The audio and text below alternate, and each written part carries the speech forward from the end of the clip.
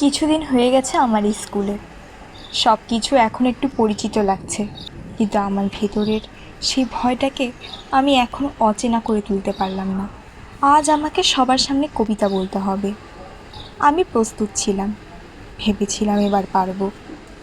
আমি জানতাম কবিতার প্রত্যেকটা লাইন, কিন্তু যখন সবাই আমার দিকে তাকালো, সব শব্দ যেন হঠাৎ থেমে গেল। মাথার ভেতরটা যেন পুরোই ফাঁকা হয়ে গেল, যেন কেউ সব শব্দ মুছে দিয়েছে।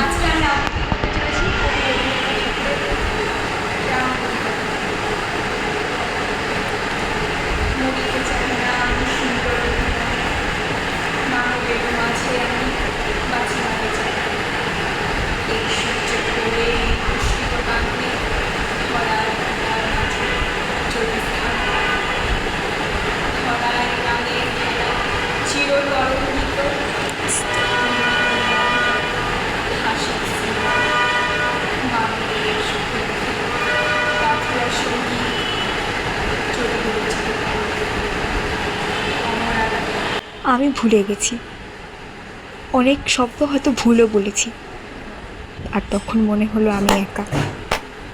কখনো কখনো ভুলে যাওয়াটা কোনো ব্যর্থতা নয়, এটা একটা থেমে যাওয়া, এমন একটা পর্যায়ে যেখান থেকে আবার নতুন শুরু করা যায়।